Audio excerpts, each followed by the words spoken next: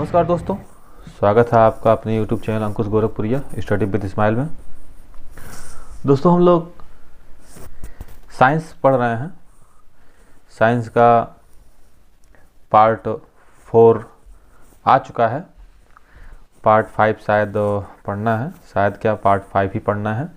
ठीक है दोस्तों, अगर आप हमारे चैनल पर नए हैं तो प्लीज़ हमारे चैनल को सब्सक्राइब करिए, लाइक करिए, शेयर करिए और बेल आइकन को ज़रूर दबा दीजिए ताकि मैं कोई भी वीडियो डालूंगा तो वो वीडियो आपके पास तुरंत पहुंच जाएगा।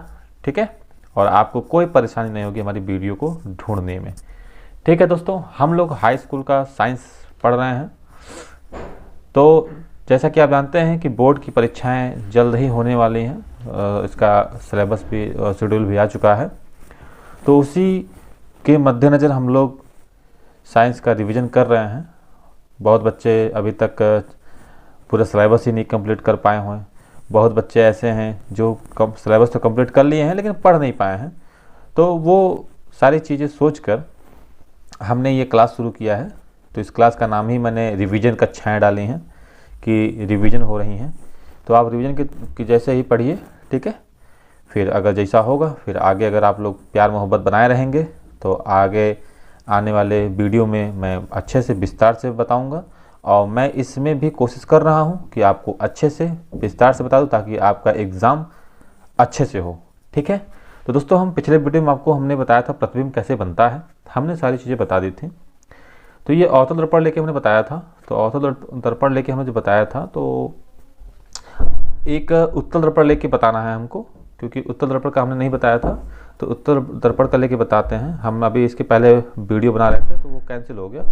फिलहाल मैं फिर से अलग से बना के दिखाता हूँ आपको।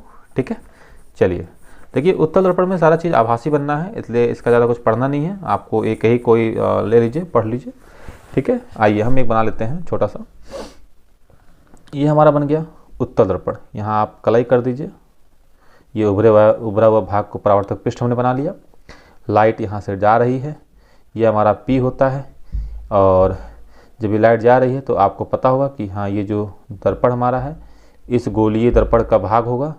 तो ये उत्तल दर्पण का केंद्र कहाँ होगा? परावर्तक पृष्ठ के पीछे होगा, यहाँ होगा कहीं। ठीक है, देखिए जब इस गोले का केंद्र जो होगा वही दर्पण का केंद्र होगा। ठीक है, तो देखिए केंद्र हो गया। तो जब केंद्र हो गया तो ध्रुव और केंद्र के बीच की त्रिज्या कहलाती है। तो त्रिज्या की आधा हमारा क्या कहलाएगा? फोकस। ठीक है, ये हमारा बन गया। अब हम कोई वस्तु रखते हैं यहाँ पे, जैसा कि हम अवतल दर्पण में रखते थे। हमने यहाँ वस्तु रखा। अब यहाँ से प्रकाश हम डाल रहे हैं जो कि मुख्य अक्ष के समांतर जा रही है। तो जब प्रकाश यहाँ टकराएगी दर्पण पे तो परावर्तन होगा। परावर्तन होगा तो परावर्तन इस दिशा में होगा, ऐसे होगा परावर्तन। ठीक है, लेकिन अगर हम परावर्तन इस दिशा में होगा, देखिए लाइट आया ऐसे, परावर्तन इस दिशा में होगा। लेकिन हम नियम जानते हैं कि जब कोई भी लाइट मुख्य अक्ष के समांतर जाती है, मुख्य अक्ष के समांतर जा रही है, तो वह लाइट परावर्तन के पश्चात फोकस से होकर जाती है या होकर आती हुई प्रतीत होता है। तो देखिए, हम अगर हम इसको, ये तो होकर जा नहीं रही है, लेकिन अगर इसको हम ऐसे बढ़ा दें इसके दर्पण के पीछे तो देखिए हमको लग रहा है कि ये दर्पण से फोकस से होकर जा रही है। ठीक है, चलिए एक प्रकाश तो हमने डाल दिया और ये हमने आभासी लाइन खींच दिया दर्पण के पीछे जो कि फोकस पे होके जा रही है या फोकस से होते हुए नजर आ रही है। जैसे लग रहा है कि यहाँ लाइट यहाँ से आ रही है और लाइट यहाँ से सीधे यहाँ जा रही है। ठीक है, ऐसा प्रतीत हो रहा है। चलिए अब एक लाइट हम सेंटर से डालने की कोशिश कर रहे हैं। हम यहाँ से डाल रहे हैं, सेंटर से डालने की कोशिश कर रहे हैं यहाँ से। तो यहाँ से ऐसे जाएगा लाइट, यहाँ से ऐसे लाइट जाएगा, यहाँ से लाइट जाएगा, तो यहाँ तो होगा। अब यहाँ से परावर्तन होगा जब सेंटर से डालने की कोशिश कर रहे हैं तो हमारा नियम था, तीसरा नियम था कि जब हम सेंटर को डालते हैं, जब हम लाइट सेंटर को डालते हैं, सेंटर से डालते हैं तो लाइट परावर्तन के पश्चात उसी दिशा में वापस हो जाती है। तो हमारी लाइट इस दिशा से आ रही है, अब यहाँ परावर्तन होगा तो इस दिशा से आ रही है, तो परावर्तन होने के बाद इसी दिशा में वापस हो जाएगी। लेकिन हम इस लाइट को आभासी पीछे तक खींचते चले जाते हैं तो देखिए हमारा सेंटर से होके जा रहा है। तो यही चीज़ है हमारा। लेकिन अब ये जहाँ मिल रहा है, ये जहाँ मिल रहा है दोनों लाइनें परावर्तन के पश्चात, ये आभासी लाइनें हमने जो खींचा वो आभासी लाइनें जहाँ मिल रही हैं, इधर तो कहीं नहीं मिल रही हैं। देख लीजिए यहाँ कहीं मिल रहा है, नहीं मिल रहा है ना। तो ये हमारा आभासी ही मिलेगा। तो आभासी हमारा यहाँ मिल रहा है। अब इसी को जो आभासी हमारा मिला है इसको मुख्य अक्ष पे लंबवत डाल दीजिए, ये लंबवत। तो ये जो लंबवत हमने डाला ये हमारा हो गया प्रतिबिंब। किसका प्रतिबिंब? इस वस्तु का प्रतिबिंब बन गया। ठीक है, अब आइए इसी के बारे में लिख लेते हैं, वही हमारा जवाब हो जाएगा। आइए दूसरे पेन से लिखते हैं। तो पहला हमारा जो जवाब होता है कि हमारा जो प्रतिबिंब बना कहाँ बना, प्रतिबिंब हमारा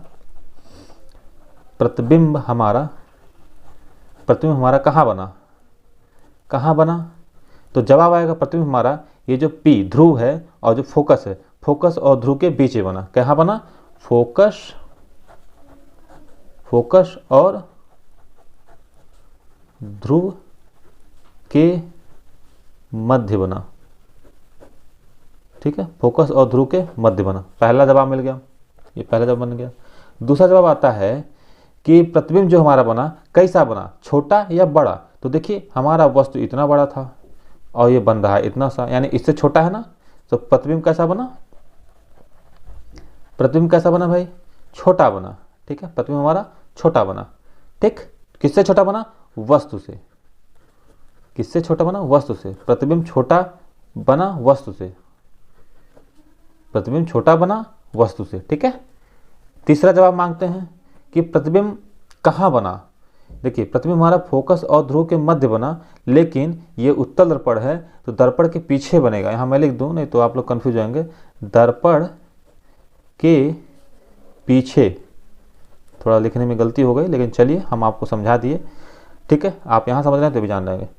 ठीक, अब तीसरा जवाब ये पूछता है कि प्रतिबिंब सीधा बना कि उल्टा बना। तो देखिए हमारा मुख्य अक्ष ये है, तो मुख्य अक्ष के इस पार ये भी वस्तु रखा है, मुख्य अक्ष के इधर ये भी वस्तु, प्रतिबिंब भी इसका इधर बन रहा है। तो कैसा बना, सीधा बना। अगर ये प्रतिबिंब इधर उल्टा, इधर नीचे बनता या इधर बनता, कहीं भी बनता, तो प्रतिबिंब उल्टा बनता। कहने का मतलब प्रतिबिंब वस्तु जहाँ रखा हुआ है अगर उसके उल्टे दिशा में या उसके उल्टे में बन रहा है तो उल्टा बनता है। जैसे मान लीजिए कोई रोड है, रोड है ना ये, तो मान लीजिए आप यहाँ खड़े हैं और मैं यहाँ खड़ा हूँ, तो आप क्या कहेंगे कि सर जी या भैया, जो भी आप जो हम कह लें, कि वो हमारे उल्टा खड़े हैं। तो देखिए आप यहाँ खड़े हैं, मैं यहाँ खड़ा हूँ, या मैं कहूँ कि आप हमारे उल्टा या हमारे आप विपरीत दिशा में खड़े हैं, तो ऐसा ही फंडा इधर है। ठीक है, तो देखिए जिस मुख्य अक्ष पे इधर ये भी है, इधर ये भी है, तो प्रतिबिंब कैसा बना।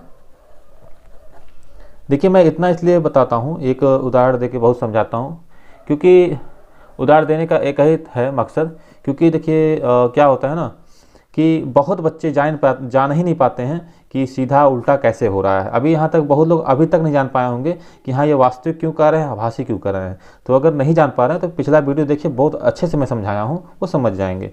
तो प्रतिबिंब हमारा कैसा बना, सीधा बना। ठीक है, प्रतिबिंब सीधा बना। ठीक, और एक और कोई होता है, प्रतिबिंब सीधा बना, प्रतिबिंब ये बना। अब प्रतिबिंब कैसा बना मेरा, प्रतिबिंब कैसा बना, आभासी बना। आभासी बना। ठीक है, देखिए आभासी बना क्योंकि मैंने यहाँ काल्पनिक लाइन खींची थी, ये भी काल्पनिक लाइन खींची थी। तो काल्पनिक लाइन हमारा जहाँ मिल रहा है वो आभासी है। वास्तव में देखिए कहीं मिल रहा है, लाइट इधर से आ रही थी, परावर्तन इधर हो गया, लाइट इधर से डाला, परावर्तन इधर हो गया। देखो परावर्तन के बाद कहीं मिल रहा है, कहीं नहीं मिल रहा है, लेकिन मैंने आभासी लाइन खींच दिया दर्पण के पीछे, तो इसलिए मेरा ये आभासी बना। ठीक है, ठीक है दोस्तों, अब मुझे उम्मीद है कि आप समझ गए होंगे। तो मेरा मकसद ये था प्रतिबिंब बनाना। तो मैं अवतल दर्पण का पहले बता दिया था, ये उत्तल दर्पण का है, उत्तल दर्पण का भी एक हमने दे दिया, तो उत्तल दर्पण का भी आप और बनाइएगा। ठीक है, अब इसका अगला वीडियो है, मतलब अगला टॉपिक क्या है, चिन्ह परिपाटी, जो कि आपके सिलेबस में है। चिन्ह परिपाटी से जब आप चिन्ह परिपाटी समझ जाएंगे तो उससे आप जब दर्पण के सवाल लगाएंगे, न्यूमेरिकल लगाएंगे, तो आपको चिन्ह परिपाटी का बहुत ही आवश्यकता पड़ेगा। तो इसके बाद वो जो टॉपिक है आपका चिन्ह परिपाटी। खैर इस वीडियो में इतना ही, क्योंकि ये छूट गया था इसलिए मैं ये डाल रहा हूँ।